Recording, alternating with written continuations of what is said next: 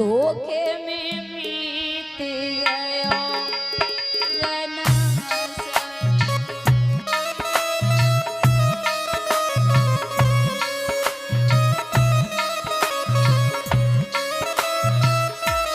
ए भैया 1 2 10 बरस खेलन में बीते 20 पे जवान भयो 1 2 10 बरस खेलन में बीते 20 पे जवान भयो 30 बरस माया के फेरे देश विदेश गयो जन्म सब धोखे में बीत गयो जन्म सब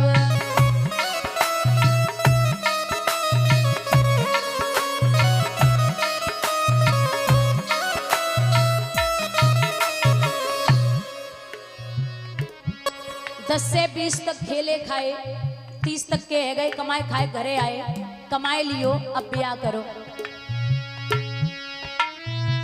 30 बरस 40 के अंदर तेरो ब्याह भयो 30 बरस 40 के अंदर तेरो ब्याह भयो पढ़ के नारे के फन्ना में तू अरे कोई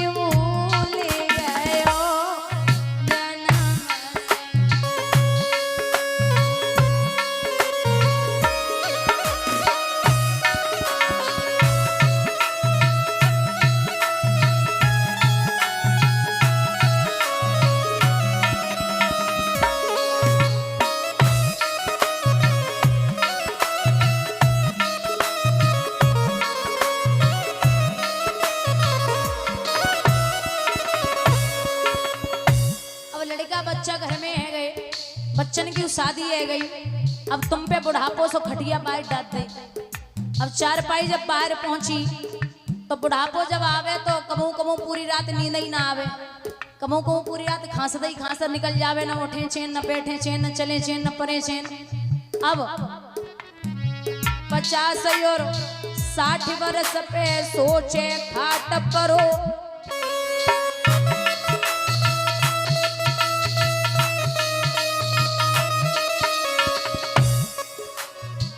बड़े के नारे के फन्ना में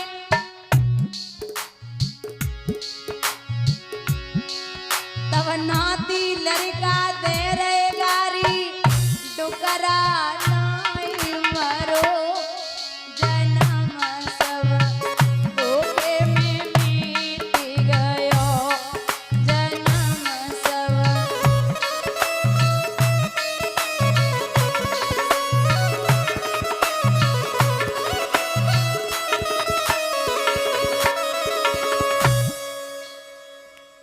महाराज यहाँ भगवान ने जाकर के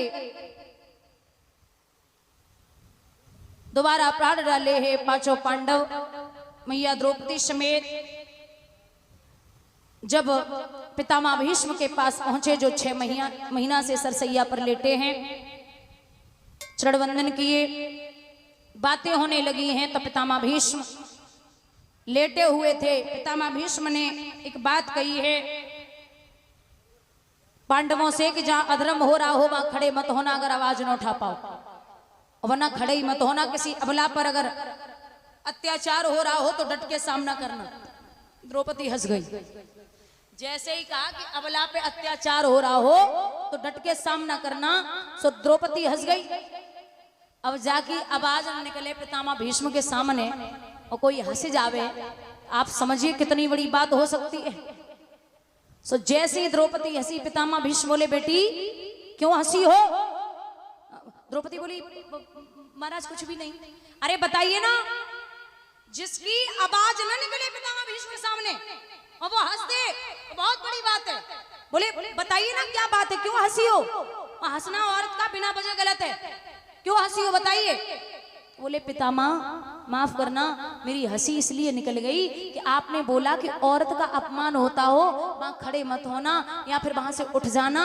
अगर आवाज ना उठा पाओ। तो आप ये बताइए, जब मेरा चीर खींचा जा रहा था, साड़ी खींची जा रही थी, तो आप मौन क्यों बैठे थे? तो पितामह भीष्म बोले कि हे बेटी, अब कितनी बार बोलोगी? ये अर्जुन, इसने रोम रोम में बाण चुभाए हैं, मुझे कितनी तकलीफ है। एक बाण में 1000 बिच्छुओं के डंक मारने पे जितना दर्द होता है, उतना दर्द मेरे शरीर में एक बाण से हो रहा है। अब इतने कष्ट नहीं झेले जा रहे। मैं सोच रहा हूं कि कृष्ण मुझे यहाँ से विदा दे दें। धर्मराज में और पितामह भीष्म में सत्संग हुआ। इशारा देखें, पितामह भीष्म ने भगवान से कही, कान्हा अकेले में कुछ बात करनी है। बोले अकेले में क्या करनी है? तो बोले हमारी एक बिटिया है ना, बेटी, आप उस बेटी को अपने पास रख लो। सो भीम हंस पड़े, बोले जाको ब्याई ना है बहु, मुकुट जो है ये परीक्षित के बाबा भीम युद्ध में जरासंध से छीन करके लाए थे, छीना हुआ था। उस मुकुट को सर पे धारण करके जब शिकार खेलने के लिए चले तो उन्होंने क्या देखा? तलाश में रहे लेकिन निगाह डाली एक गाय और बैल के जोड़े को एक शूद्र हाथ में डंडा लेकर के ऐसे मार रहा था मानो उनका कोई साथी न हो। तो गाय ने आवाज लगाई, कोई वीर पुत्र है जो मेरी लाज को बचा ले।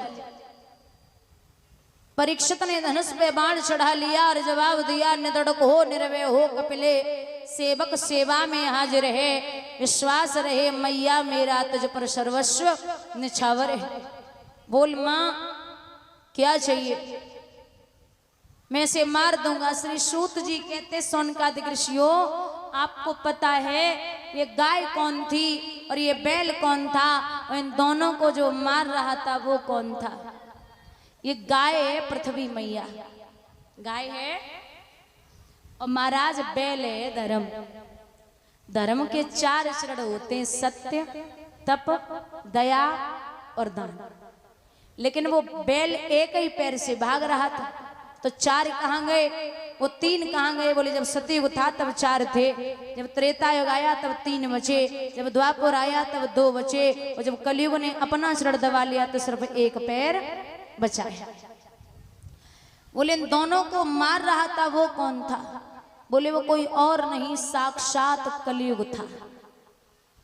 कलयुग की उम्र है 4,32,000 वर्ष की। कितनी? अभी कलयुग 5,000 वर्ष के आसपास हुआ है। अब आप सोचिए, इसकी अवस्था भी बाकी है 4,27,000 वर्ष।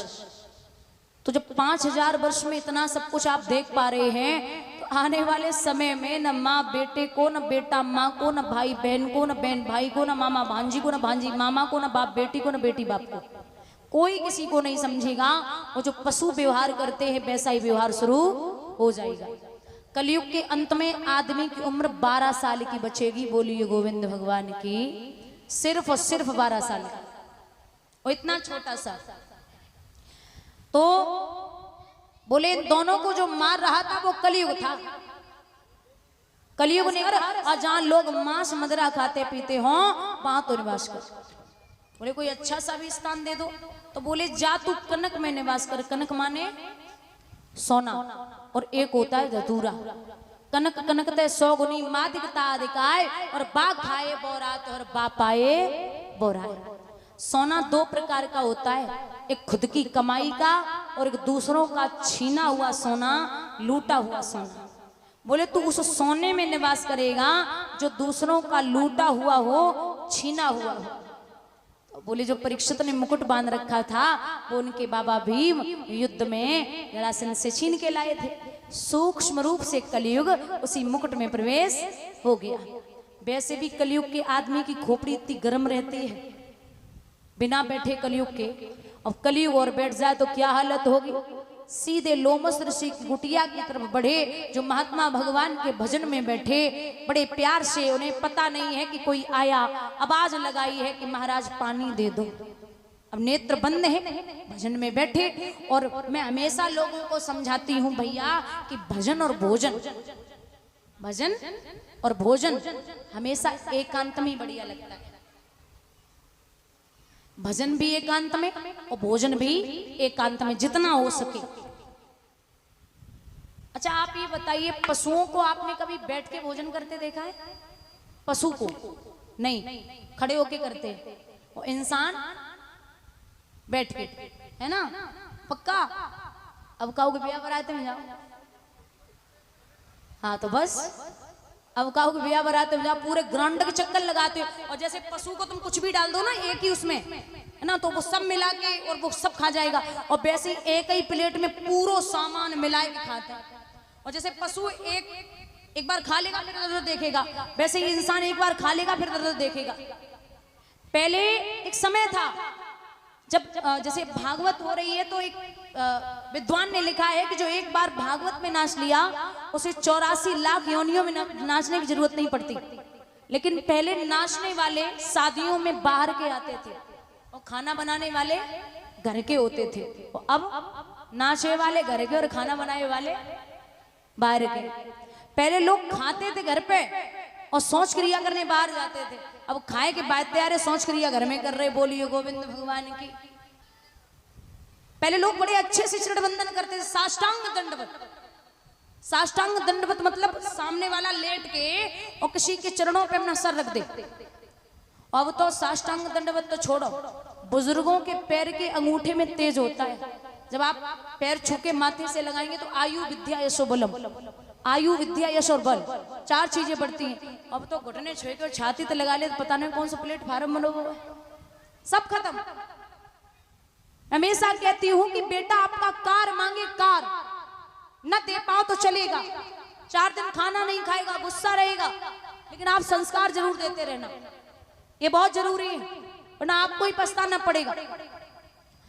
यहां महात्मा जी बैठे भजन में, एक विद्वान ने लिखा है, परीक्षित विचार करते, मैंने देखा है आंखों से,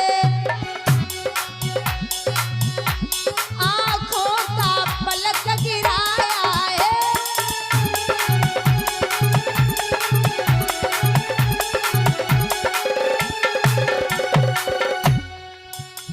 दिल ने सोचा देख कर मुझे इसने आंख को छुराया है,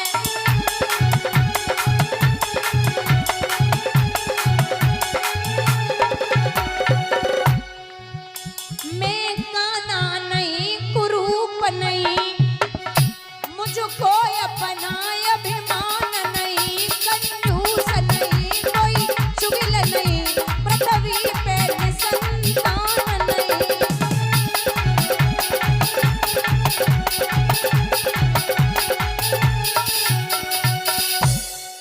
मैं न अंधा हूं, न बहरा हूं, न काना हूं, न लंगड़ा हूं, न दुर्बल हूं, न भिखारी हूं। महात्मा ने नेत्र बंद क्यों कर लिए? एक तक्षक नाम का अमृत सर्प पड़ा, उसे उठाया, उठा करके महात्मा के गले में डाल दिया। स्वयं हस्तनापुरी के लिए चले आए। उनके पुत्र श्रृंगी ऋषि गंगा में स्नान कर रहे थे।